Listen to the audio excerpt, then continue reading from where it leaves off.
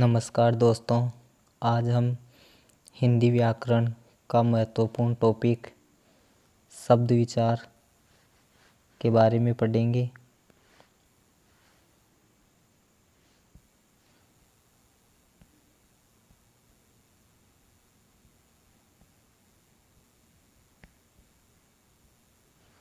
जैसा कि स्क्रीन के ऊपर लिखा हुआ है शब्द विचार।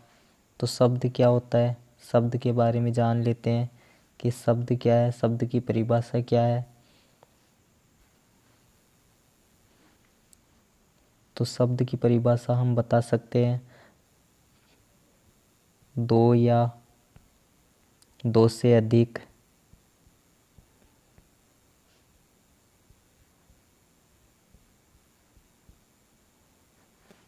वर्णों का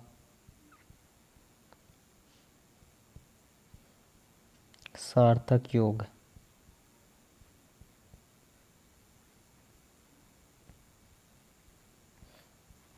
दो या दो से अधिक वर्णों का सार्थक योग ही शब्द कहलाता है। कोई भी शब्द जब वाक्य में प्रयुक्त होता है तब उसका अन्य शब्दों के साथ संबंध स्थापित होता है। तो आज हम उस संबंध के बारे में पढ़ेंगे कि जो शब्द है उसका अन्य शब्दों के साथ किस प्रकार से संबंध स्थापित होता है, शब्द का निर्माण कैसे हुआ है। तो इसके बारे में हम जान लेते हैं।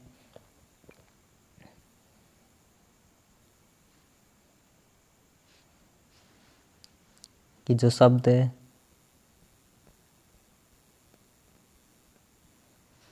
इस शब्द का निर्माण की जो प्रक्रिया है उसके बारे में हम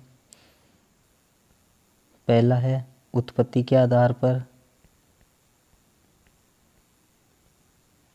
दूसरा है व्युत्पत्ति के आधार पर,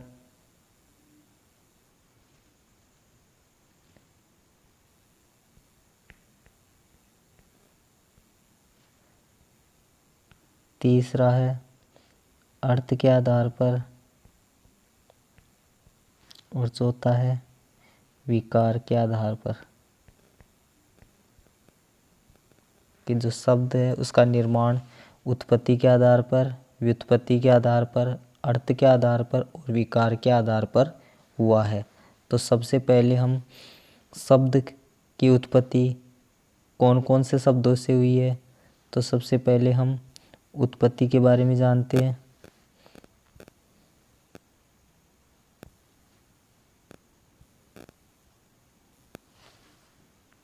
तो पहला है हमारा उत्पत्ति के आधार पर। उत्पत्ति के आधार पर कौन कौन से शब्द आते हैं,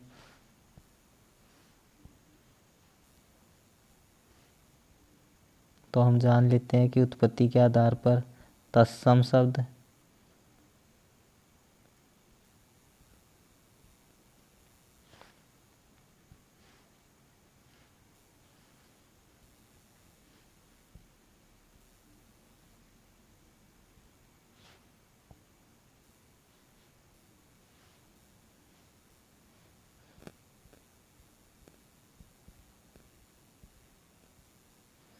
तद्भव शब्द होते हैं।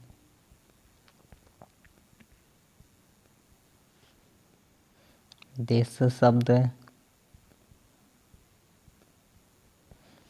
विदेशी शब्द है और संकर शब्द है। तो उत्पत्ति के आधार पर तत्सम शब्द है, तद्भव शब्द है, देश शब्द है, विदेशी शब्द है और संकर शब्द है। अब हम जान लेते हैं व्युत्पत्ति के आधार पर।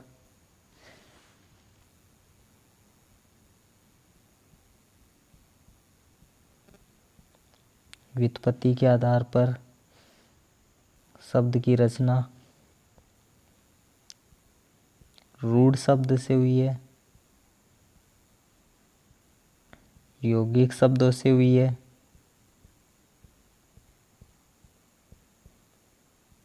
और योग रूढ़ शब्दों से शब्द की उत्पत्ति हुई है।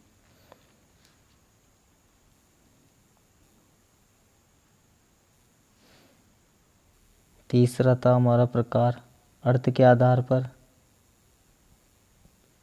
अर्थ के आधार पर शब्द की उत्पत्ति, शब्द का निर्माण,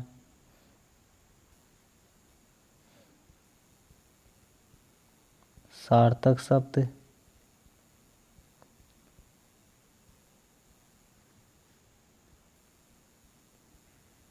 निरर्थक शब्द,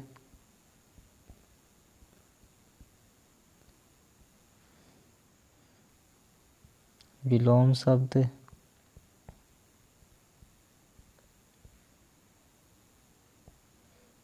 पर्यायवाची शब्द,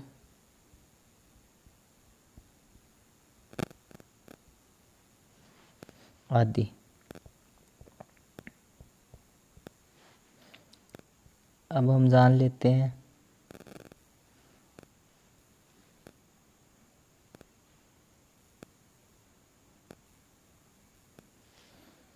विकार के आधार पर। विकार के आधार पर शब्द की उत्पत्ति, विकारी शब्द और दूसरा है अविकारी शब्द।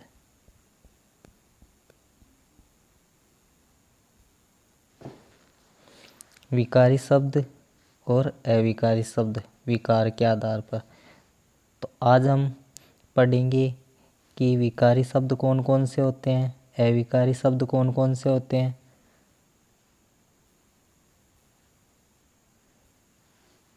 पहला है हमारा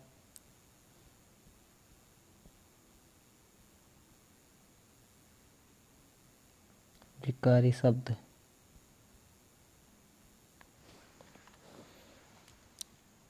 विकारी शब्द, विकारी शब्द किसे कहते हैं? वे शब्द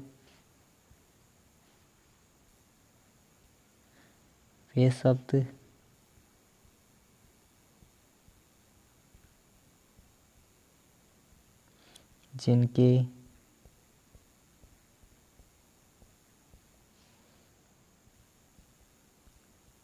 लिंग वचन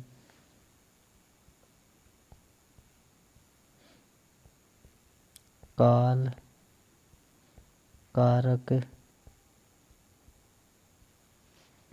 में परिवर्तन आ जाता है। तो वे शब्द जिनके लिंग वचन काल और कारक, तो ये परिवर्तन की इकाइयाँ हैं। कौन कौन सी है? लिंग है, वचन है, काल है और कारक है। तो वे शब्द जिनके लिंग वचन काल और कारक में परिवर्तन आ जाता है उन्हें विकारी शब्द कहते हैं। तो विकार के आधार पर कौन कौन से शब्द हैं जिनको हम विकारी शब्द कहते हैं? तो विकारी शब्द है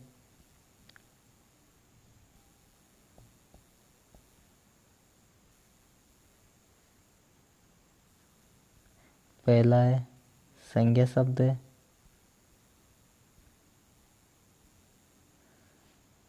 दूसरा है सर्वनाम शब्द है,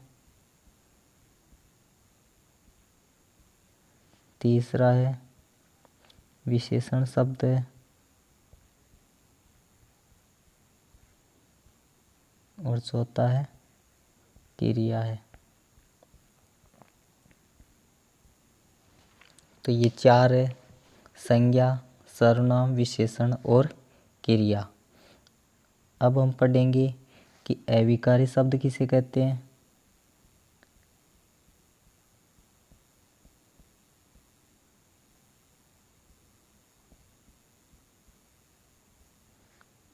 तो अविकारी शब्द कौन कौन से हैं? वे शब्द जिनके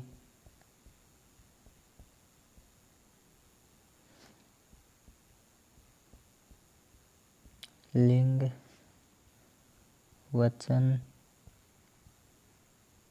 काल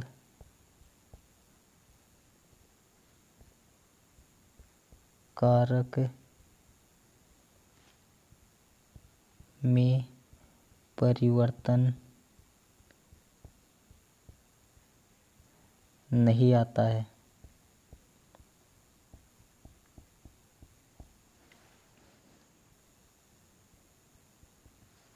तो वे शब्द जिनके लिंग, वचन, काल और कारक में परिवर्तन नहीं आता है उन्हें अविकारी शब्द कहते हैं, और जिनमें परिवर्तन आ जाता है उन्हें क्या कहते हैं? विकारी शब्द कहते हैं।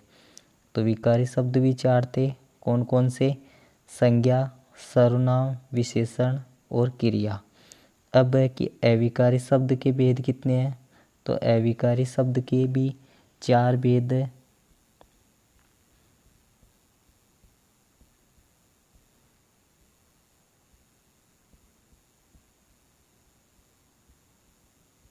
चार भेद कौन कौन से हैं?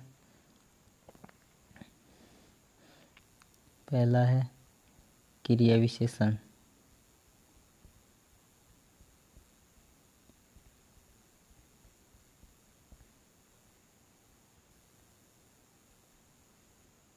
अव्यय। दूसरा है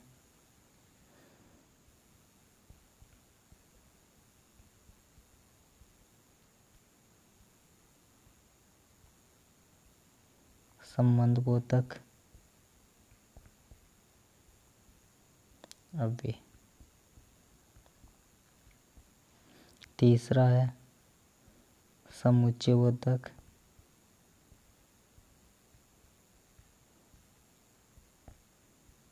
अव्यय। चौथा है